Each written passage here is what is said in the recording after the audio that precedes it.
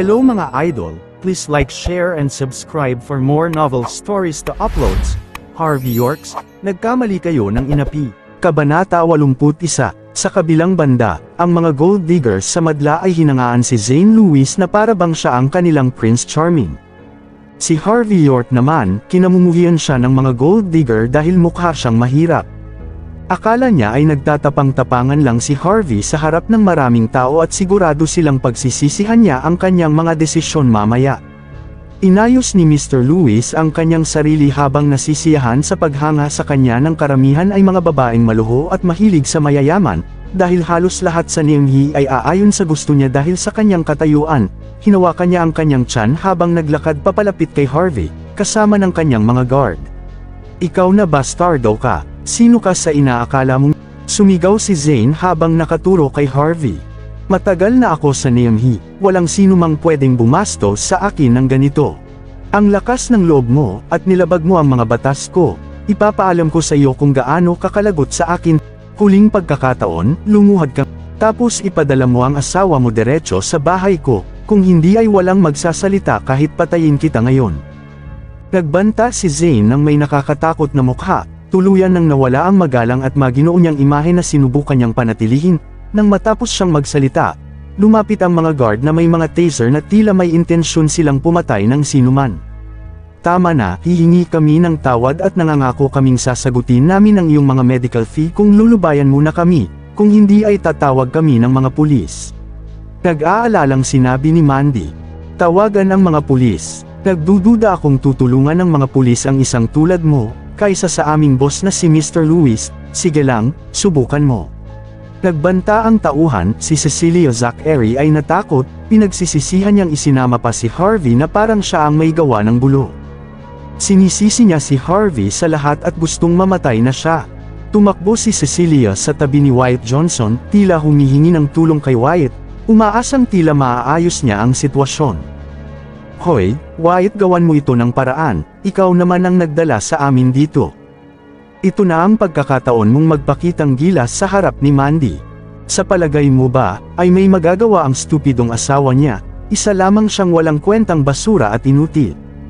Humingi ng tulong si Cecilia dahil alam niyang lagot din siya sa pagdala niya kay Mandy sa Northland Restaurant na yon. Saglit na napatigil si Wyatt dahil sinampal siya ni Mr. Lewis kani-kanina lang, ngunit nagpakalalaki siya agad nang marinig na baka ito na ang pagkakataon niyang mapalapit kay Mandy. "Mr. Lewis, baka pwede nating pag-usapan ito. Pakiusap, maawa ka at ako ang unang anak ng mga Johnson." Magalang na nakiusap si Wyatt. Alam ni Wyatt na walang pakialam si Mr. Lewis sa kanya, kaya wala siyang ibang magawa kundi banggitin ang tungkol sa pamilya. "Ang mga Johnson. Kung iisipin mo, kilala ko ang ama mo, okay, magpapakita ako ng kunting awa." Saglit na sinabi ni Mr. Lewis. Kabanata 82. Nang marinig ang sinabi ni Mr. Zane Lewis, medyo nakahinga ng maluwag si Wyatt Johnson dahil alam niyang wala lang kay Mr. Lewis ang kanyang pamilya. "Pwede ka nang umalis at ang babaeng katabi mo, at wala rin akong gagawin sa restaurant mo, pero gusto kong bugbugin ang batang ito, yung isang babae naman, gusto ko siyang kasama mamayang gabi." Sabi ni Mr. Lewis. "Mr. Lewis, kahit isama mo na yung lalaking iyan, pero kaklase ko ang dalawang babae. Pakiusap, pakawalan mo na sila." Nagmamakaawa si Wyatt habang binabaling ang sisi pabalik kay Harvey York. "Ano bang gusto mo, Johnson? Hindi ba nagpakita na ako ng awa? Hindi mo ba maintindihan ang sinabi ko?" Galit na nagtanong si Mr. Lewis habang sinasakal si Wyatt.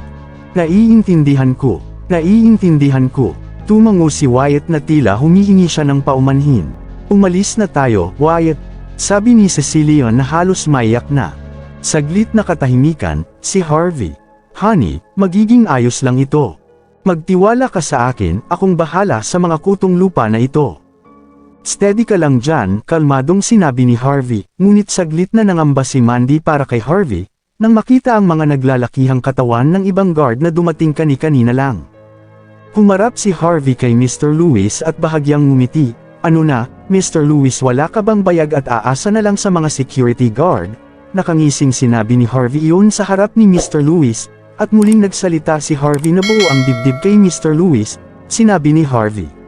Ibig sabihin ba nito ay pinalalampas mo ang pagkakataong binibigay ko sa iyo? Sino ka Mr. Lewis para sabihan akong magmakaawa? Nainis at naasar si Mr. Lewis sa sinabi ni Harvey, kaya pa ba lang na sumagot si Mr. Lewis, tarantado ka. Talagang ginagalit mo akong hampas lupa ka, ang lakas ng loob mong pagsalitaan ako ng mga kalokohan. Sa sandaling iyon dahil galit na si Mr. Lewis ay biglang sumigaw si Wyatt, tangina mo Harvey. Gusto mo ba talaga kaming madamay? Halos maiyak na si Wyatt sa mga oras na iyon, pinagsisisihan ni Wyatt na dinala sila roon sa magarbong private room na iyon. Kabanata 83, Paano kung pakawalan mo ang aking asawa at ang kanyang kaibigan habang ako ang kalaro mo? Siguro naman may bayag ka para gawin yun. Alok ni Harvey York, sige. Sumagot si Zane Lewis na may seryosong mukha dahil ayaw niyang maraming tao ang nakakakita sa pinaplano niyang gawin kay Harvey. Ikaw ang may gusto niyan Harvey, hindi ka na namin kargo kung ano man ang mangyari sa iyo. Sigaw ni Cecilia Zachary habang hinihila si Mandy Zimmer palabas ng private room. Sumunod din si Wyatt Johnson sa mga babae at agad na sinarado ang pinto dahil natatakot siya na baka magbago ng isip si Mr. Lewis. Nang bumalik si Mandy sa kanyang sarili, nakita niya ang kanyang sarili na nasa labas ng restaurant kasama sina Cecilia at Wyatt. Hindi, babalikan ko si Harvey. Nagpapanik na sabi ni Mandy, hindi sukat akalain ni Mandy na ang kanyang di umano'y walang kwentang asawa ay ipagtatanggol siya sa sitwasyong iyon. Nababaliw ka na ba, Mandy? Hindi ka na makalalabas ng buhay kung babalik ka doon. Agad na pinigilan ni Cecilia si Mandy. Pero, Wyatt, di ba madami kang kakilala? Pakiusap tulungan mo ako. Nababalisang tanong ni Mandy. Mandy, hindi sa ayaw kitang tulungan, pero nakita mo ang sitwasyon. Ang asawa mo ang bumugbog kay Mr. Lewis. Ang ilabas kayo ang bukod tanging magagawa ko. Sagot ni Wyatt habang pasikretong umaasang bugbog sarado si Harvey hanggang sa mamatay siya para sa ganon ay magiging kanya na si Mandy. Sa VIP room, naging intense ang paligid. May huli ka pa bang mga salita bago mo makita ang lumikha sa iyo? Tanong ng tauhan habang sinusubukang takutin si Harvey. Talagang malakas ang loob mo ha? Sagot ni Harvey at nagpakita ng name card kay Mr. Lewis. Isang name card. Sino naman sa palagay mo ang nasa panig mo? Kutsa ni Mr. Lewis, isang name card. Baliw na yata ang taong ito sa labis na pag-iisip kung paano siya makakatakas at makakalabas dito ng maayos, gamit lamang ng name card na iyon. Marami kayatang napanood na drama sa TV Bata. Patuloy na kutsa ng tauhan ni Mr. Lewis na may pagkamaangas ang dating ng tono. Sigurado kang ayaw mo iyan tingnan. Sagot ni Harvey na may kumpiyansa sa sarili. Dahil naiinis na at gusto ng tadyakan ni Mr. Lewis si Harvey, ay sinubukan niyang tingnan ang name card na nakapatong sa isang mesa. Magmumura pa sana siya nang agad na nanlaki ang mga mata nito, agad siyang nagulat sa nakita nito. CEO ng York Enterprise. Halos himatayin si Mr. Lewis nang makita ang pangalang na nakalagay doon. Paano ito nangyari? Nakakagulat na ang walang kwentang basurang ito, ay ang CEO ng York Enterprise. Sinuring mabuti ni Mr. Lewis ang card na may pagdududa, pero dinagtagal ay natulala dahil ang sikretong pattern na nasa card ay tumugma sa dating CEO, si Bell York. Nagulantang si Mr. Lewis dahil hindi niya alam kung anong sasabihin o gagawin sa sandaling iyon dahil kadalasan ay ginagamit niya ang pangalan ng mga York para ipakita ang kanyang katayuan. Pero ngayon, hindi niya sukat akalaing makikita siya ng isang importanteng tao, si Harvey York ang panganay na kapatid ni Bell York, at ang masaklap pa nito ay na-offend niya ang taong ito ang bagong CEO ng York Enterprise. Hiyang-hiya si Mr. Lewis at gusto niyang ibaon ang sarili niya sa sahig ng private room na iyon. Bakit mukhang nagulat ka Mr. Lewis? Hindi mo pa ba nakita ang card na iyan dati? Tanong ni Harvey habang walang emosyon sa kanyang tono. Ako, nakita ko na ito, dati. Sumagot si Mr. Lewis na mukhang nenerbiyos at nanginginig ang mga tuhod nito, marahan at magalang niyang ibinalik ang card sa kamay ni Harvey. Alam niyang hindi siya karapat-dapat na humawak ng isang bagay na tulad niyon. Dahil isang taong may kapantay na estado lamang ang makakahawak nito. Bagaman isang prestihiyosong titulo ang pagiging bagong CEO ng York Enterprise, dapat maging proud at nararapat lang bigyan ng respeto ang taong biglang kumuha ng titulong ito. At least iyon ang tingin ng mga outsiders, kahit na itinuturing na isang business group ang York Enterprise, ito ay talagang isang napakasinaunang pamilya na maraming house rule. Bagaman maaring sabihing bahagi ng outer quarter ng mga York si Mr. Lewis, gumagawa siya ng gulo para sa kanyang sarili kung guguluhin niya ang mga tao sa main branch ng mga York. Dahil dito, inayos agad ni Mr. Lewis ang kanyang pag-uugali, pero pinagdududahan pa rin niya ang pagkakakilanlan ni Harvey. Pagkatapos ay hinanap ni Mr. Lewis ang kanyang mobile phone dahil hindi pa rin siya makapaniwalang ang mukhang pulubi na nasa harap niya ay ang kasalukuyang CEO ng York Enterprise. "Sinusubukan mo yatang tumawag, halika at tutulungan kita," sabi ni Harvey, habang kinuha ang phone na hawak ni Mr. Lewis at nagdayal ng numero. "Hello," isang malamig at seryosong boses ang narinig mula sa speaker. Ang pamilyar na boses ay kay Yvonne Xavier, maganda at masipag na secretary sa harap ni Harvey. Siya rin ang simbolo ng York Enterprise bago magpakita ang CEO mismo. Nang marinig ang boses ni Yvonne, halos humiga na sa sahig at gumulong-gulong sa kabaliwan si Mr. Lewis dahil hindi siya makapaniwalang tinawagan ni Harvey si Yvonne sa kanyang personal number. Ito ang nagpaliwanag sa lahat pati sa kasalukuyang sitwasyon ni Mr. Lewis. Splack, crack, nahulog sa sahig ang phone ni Mr. Lewis at sumunod ang kanyang mga tuhod na nanlambot. Kabanata 84. Ang lahat ng nasa kwarto ay nagulat sa kanilang nakita, pati ang malalaking mga security guard ay nabigla sa mga oras na ito, habang si Mr. Lewis ay biglang lumuhad sa harapan ni Harvey York. "I'm sorry, hindi ko alam kung sino ka, pakiusap maawa ka. Pakiusap, kasalanan ko ang lahat, humihingi ako ng tawad." Patuloy sa paghingi ng tawad si Mr. Lewis habang sinasampal ang kanyang mukha hanggang sa mamaga ito na parang mukha ng baboy na nilitsen. "Pakiusap, bigyan mo pa ako ng isa pang pagkakataon." Nagmamakaawa si Mr. Lewis matapos makumpirmang si Harvey ang bagong CEO ng York Enterprise. Alam ni Mr. Lewis na mawawala ang lahat ng meron siya sa isang iglap kung hindi niya makukumbinsi si Harvey, tulad ng kung gaano kadali kung ma-promote siya ng mga York. Ano na ang ginagawa mo, Mr. Lewis? Bakit ka nakaluhod sa harap ng walang kwentang basurang ito? Tanong ng tauhan habang itinatayo si Mr. Lewis. "Lumuhad ka." Sumigaw ng malakas si Mr. Lewis habang sinampal ang kanyang tauhan at sinipa siya papunta sa sahig. "May marinig pa akong isang lintek na salita sa iyo ay papatayin kita." Banta ni Mr. Lewis. Sa sandaling iyon, babagsak na ang mga luha ni Mr. Lewis habang nagmamakaawa kay Harvey. Natakot si Mr. Lewis na ang mga kilos at salita ng kanyang estupidong tauhan ay lalong magpapahamak sa kanya. Hinawakan ng tauhan ang kanyang tiyan habang bulagta sa sahig na may namamagang mukha. "Gulpihin ninyo ang gagong ito, siya ang gumawa ng lahat ng bulong ito." Ngayon na, sinigawan ni Mr. Lewis ang kanyang mga security guard habang nanatiling tahimik si Harvey.